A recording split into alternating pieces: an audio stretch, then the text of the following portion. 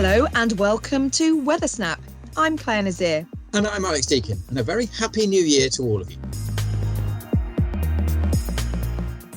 Just a few days into the new year and we're already talking about heat.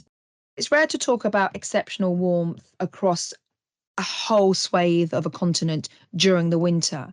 But that's exactly what the weather headlines have been talking about this past few days. Alex, how did it actually start? Because we're talking about some exceptional warmth across many countries in Europe, and it started just before the beginning of New Year. Yeah, incredible warmth. It was in records smashed all over the place. Really, really remarkable warmth. And as you say, it's over such a huge area. It all started really with an amplified jet stream. And you can almost trace it back to what happened in the United States with that really cold plunge of weather before Christmas. That's kind of pepped up the jet stream. And since then, the jet has been very agitated and an exaggerated jet stream. And it's been piling over warm air. And what we saw for a time was very warm air as part of that drifting up from the Azores and from North Africa, initially across Spain and Portugal, but it kept going across Switzerland, across the Alps, and then into more northern parts of Europe as well. And then it kind of stuck around. We had a really broad, warm sector, and that area just stuck around. And high up in the sky, we had an area of high pressure. So not at the surface high pressure, but a high pressure cell high up. And that acted also to help to compress the air. So it's that combination of stagnant warm air that originated down to the southwest, lingered for a number of days, and that compression led to these very, very high temperatures. Yeah, I mean, it was really incredible. I mean, we talked about on Weather Snap just before the new year about the leap from the cold snap in December to, I think, temperatures rose by about 17 degrees or something over 24 hours, and temperatures became very much on the mild side. And this is certainly what happened across Europe as well. So let's cast our mind back to just before New Year's Eve. Places such as Western Russia were recording temperatures of -15 at night and sub-zero by day. So very cold air, dense air across this part of the world. And then come the 1st of January, incredibly, 7 countries across Europe broke their warmest January on record numbers. And not only that, there were weather station records broken across a huge swathe of the continent. So let me give you some numbers here. Latvia saw 11, Denmark saw 12.6 degrees, Lithuania 14.6 degrees, Belarus 16.4, you know where this is going, Netherlands 16.9, Poland by night saw 19 degrees Celsius on the 1st into the 2nd of January. Wow, that's incredible. And then let's just go to Germany, where in 3 days they broke 982 weather station records across the whole of the country. I mean, that's immense. And here temperatures were around 19 degrees. Hungary saw 19.7. And then we saw some 20s as well. Cyprus saw 24.5. And after a very lively autumn into winter, where we saw lots of storminess across Eastern Europe, certainly they saw some real warmth there. The only places really missed out, Alex, was obviously Scandinavia, away from the sort of southeastern portion of Sweden. And in fact, Scotland and the sort of northern parts of Northern Ireland really didn't see that warmth either.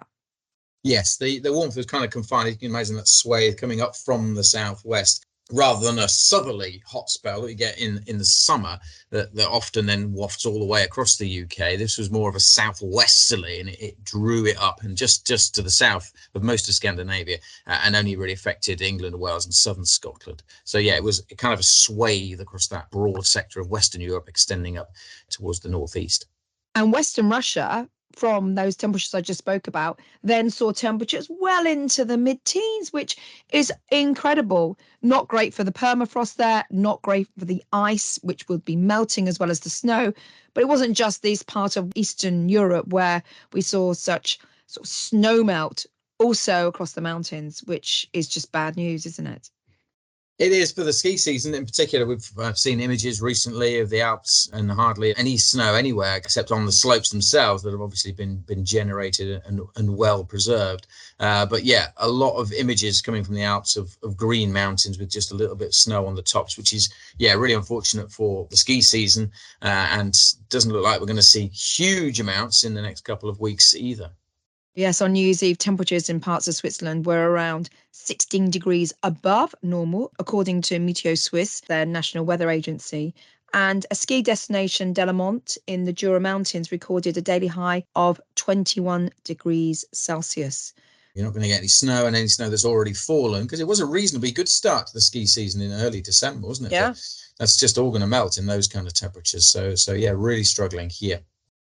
Now, the cold is coming back along the northern and eastern periphery of Europe. Certainly, temperatures are taking a dive, but we're looking at another pulse of milder air coming in across more western parts. So, obviously, it's a watch this space. We really want the cold to come back. We want those distinct seasons, don't we? The cold winters and then the transition to a proper spring. But at the moment, we're seeing springtime, late springtime temperatures. It's extraordinary.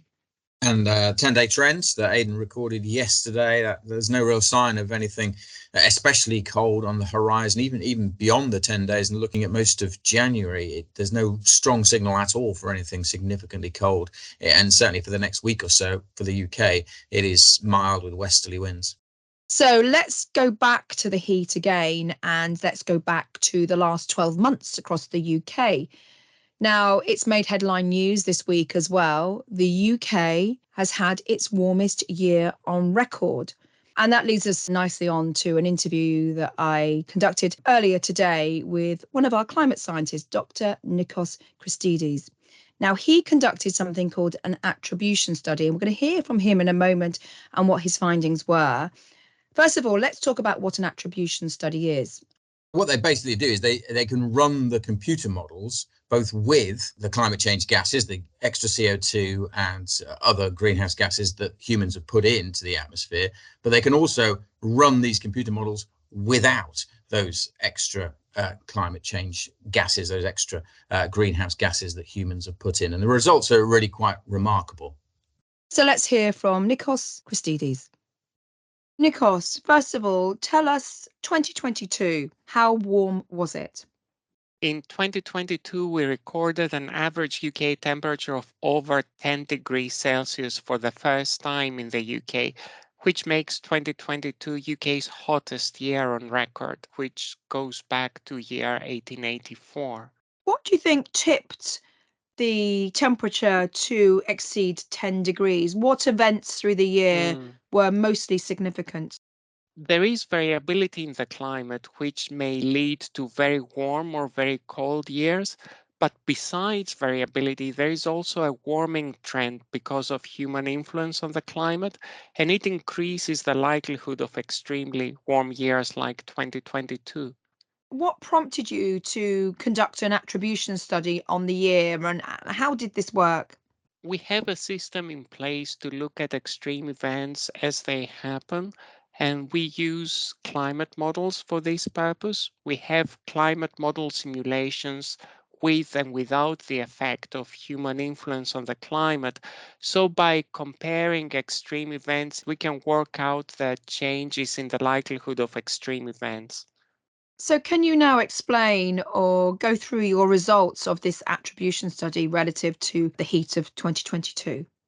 So we look at the chance of exceeding 10 degrees in the UK, and we found that in the natural world, if you like, without the effect of human influence, this event would have been extremely unlikely. It's something we'd expect to see happening every few hundred years. But in today's climate, it's actually quite a common event. We expect to see it happening every 3 to 4 years. And going forward, by the end of the century, this could be an annual occurrence. We expect to see temperatures above 10 degrees almost every year. This is not an outlier. 2022 is part of a consistent trend, would you say? We cannot, of course, rule out seeing cold years in the UK, but as the climate becomes warmer, extremely warm years will occur more and more frequently. Nikos, thank you very much. Thank you. And obviously, through the year, we will be publishing mostly climate podcasts about our changing climate, and the scientists here who are producing incredible papers and findings which are just adding value to what we know already. So, Alex, who have we got doing the highs and lows this week? I think it is the gentleman known as Ollie Clayton. Here are your weather extremes for the last week of 2022. The highest temperature was recorded at Frittenden in Kent on New Year's Eve with an exceptional high of 14.8 degrees Celsius. Despite a surge in mild air across the south of the UK into 2023, Scotland remained under colder conditions. The lowest temperature was during the early hours of New Year's Day, in Altnahara in Sutherland, where the mercury dipped to minus 8.6 Celsius. Rain was also a feature in last week's weather. Threave in Kirkcudbrightshire received 69.4 millimetres on Friday the 30th. Finally, the sunniest day was on Monday the 26th, when Tippenham Airfield, Norfolk, clocked 7.1 hours of sunshine. Thanks very much to Ollie Claydon. Before we go, Alex, do you have any news resolutions? I'm not a big fan of making resolutions, but I am trying to be more flexitarian, although I'm not a big fan of that word, but trying to eat less meat through this year. Is that just you, or is it you and the kids and the wife, or? Oh, I don't think I'll get the kids to join in, but yeah, Mrs. D will be involved because I cook the dinners. How about you, Claire? I'm going to try and learn something new every day. Ooh, what have you learned today? Or that you're turning flexitarian. That's it. Done. Tick. Yeah, I've been trying to learn new things. I think that's a good thing. Just keeping the mind fresh, particularly at my age. So, yes, every week you can test me on the 7 things that I've learned from the week before. Okay, it could go on. It could get a bit boring as a strand. Let's see how it goes. Anyway, that's it from Weather Snap. Thanks very much for listening. I'm Clare Nasir. And I'm Alex Deakin. And we'll see you next week. Weather Snap is a podcast by the UK Met Office. For the latest weather conditions where you are, download the Met Office weather app.